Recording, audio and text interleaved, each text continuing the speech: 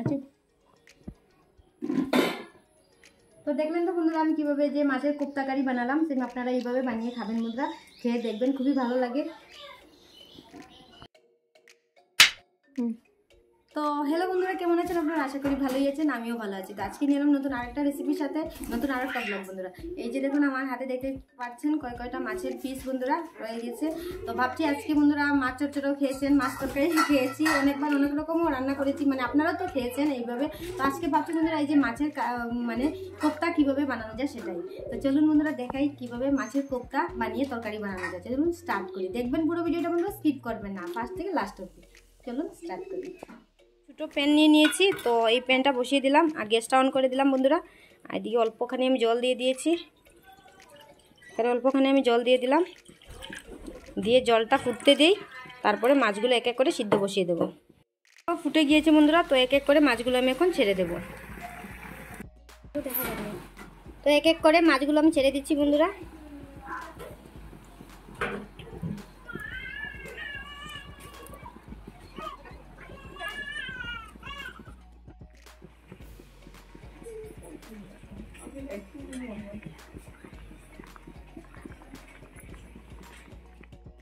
আর এখানে দেখুন বন্ধুরা আমি পেঁয়াজ দুটা কেটে নিয়েছি, একটা 2-4টে কাঁচা লঙ্কা আর রসুন আর এই যে আদা। তো রসুনগুলো আমি কুটে নেব, তো সবগুলো রেডি করে নিয়েছি।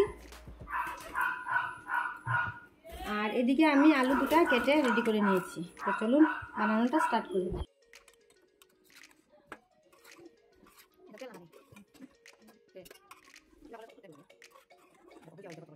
আর ওদিকে আমি আলুগুলো সিদ্ধ বসিয়ে দেবো।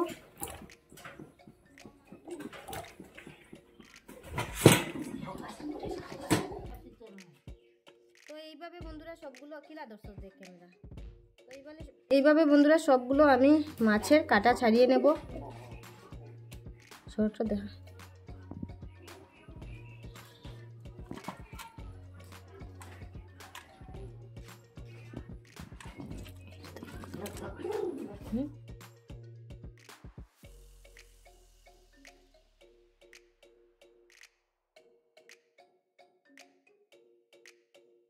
আমি কুটে নিয়েছি বন্ধুরা। তো এখন এক এক করে সবগুলো উপকরণ দিয়ে দেব, দিয়ে মেখে নেব। এই যে অল্প আদা আর অল্প রসুন, আর এই যে দেখুন কাঁচা লঙ্কা কয়টা মেখে নেব বন্ধুরা এইভাবে। তো এক এক করে এখন সবগুলো এই যে মশলা দিয়ে দেব। প্রথমে দিয়ে দিলাম হলুদের গুঁড়ো অল্পখানি, তারপরে দিয়ে দেবো অল্পখানি লঙ্কার গুঁড়ো, তারপরে দিয়ে দিলাম অল্পখানি জিরের গুঁড়ো,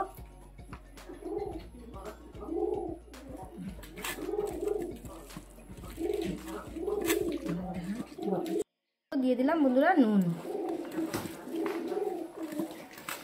এখন ভালো করে চটকে চটকে মেখে নেব।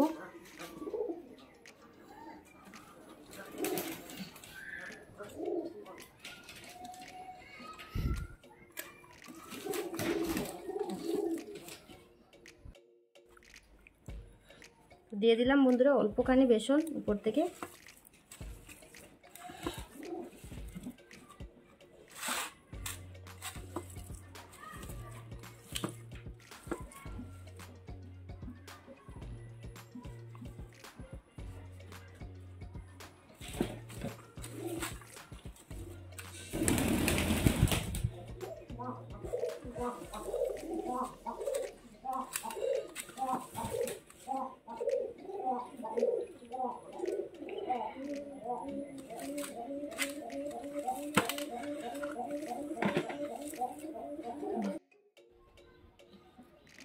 তো এইভাবে আমি একটা একটা করে সবগুলো এইভাবে বল বানিয়ে নেব।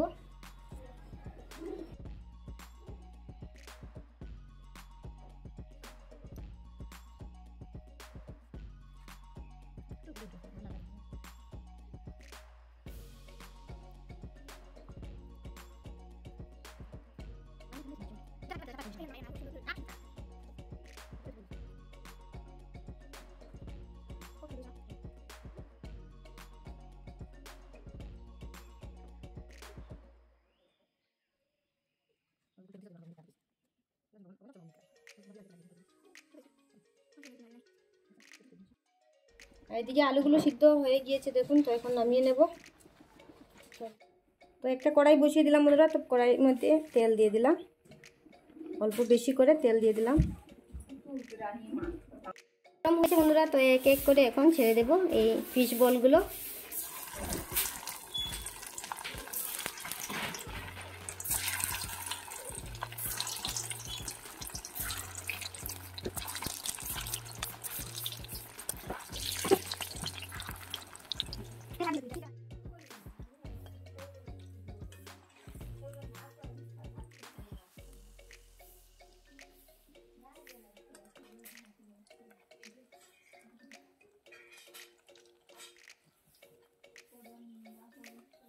তো দেখুন এগুলো ভাজা হয়ে গিয়েছে বন্ধুরা। তো এখন এক এক করে নামিয়ে নেব।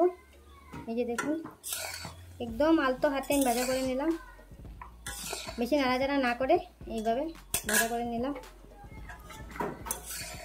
আর বাইরের জলটা এখনো কমেনি বন্ধুরা, দেখে নিন বাইরের দিকে। এই যে দেখুন আস্তে আস্তে একদম আস্তে আস্তে জলগুলো যাচ্ছে। এই যে অল্প শুকাচ্ছে, মাটিগুলো অল্প অল্প বের হচ্ছে। এই যে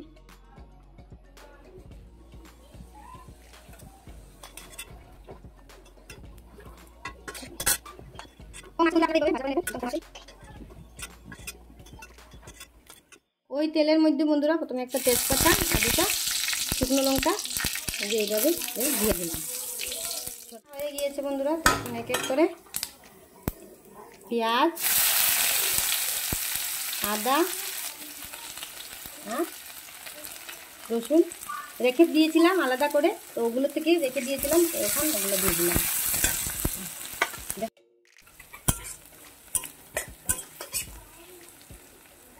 তো এখন এক এক করে সবগুলো মশলা দিয়ে দেব। হলুদের গুঁড়ো, লঙ্কার গুঁড়ো, জিরের গুঁড়ো আর স্বাদ মতো নুন। তো এগুলো আমার ভাজা করা হয়ে গেছে। এখন সিদ্ধ করে রাখা আলুগুলো দিয়ে দেবো।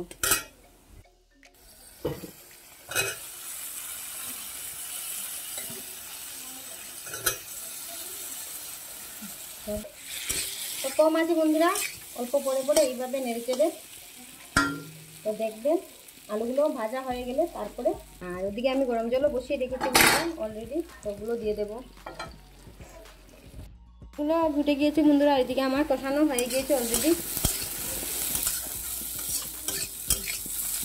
এখন দিয়ে দেবো গরম করে রাখা জলগুলো।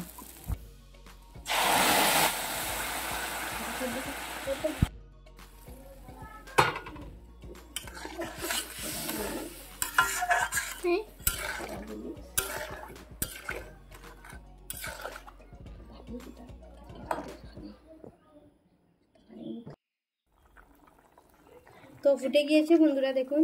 তো এখন এক এক করে ফিশ বলগুলো দিয়ে দেব।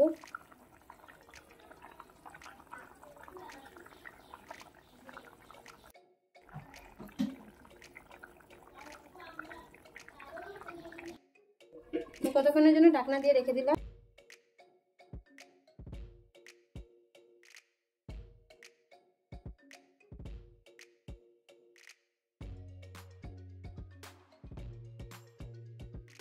ফাইনালি বন্ধুরা হয়ে গিয়েছে তরকারিটা। এখন নামিয়ে নেব।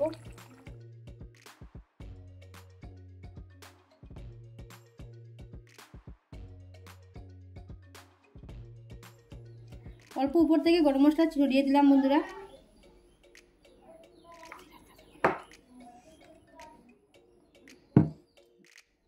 তো দেখলেন তো বন্ধুরা আমি কীভাবে মাছের কোপ্তা কারি বানালাম। সেম আপনারা এইভাবে বানিয়ে খাবেন বন্ধুরা, খেয়ে দেখবেন। মাছ সিদ্ধ করে এইভাবে আমি যেভাবে করলাম সেইভাবে। তো আমার রেসিপিটা কেমন লাগলো বন্ধুরা অবশ্যই লাইক করে বলে দেবেন আর কমেন্টও বলবেন বন্ধুরা আপনারা এইভাবে বানিয়ে খাবেন। তো আজকের জন্য এতটুকু বন্ধুরা, আবার দেখাবে নেক্সট কোনো রেসিপি নিয়ে নেক্সট কোনো ব্লগে। তো টাটা বাই বন্ধুরা, ভালো থাকবেন, সুস্থ থাকবেন। প্লিজ বন্ধুরা লাইক শেয়ার সাবস্ক্রাইব করবেন। ঠিক আছে, আজকের জন্য এতটুকু।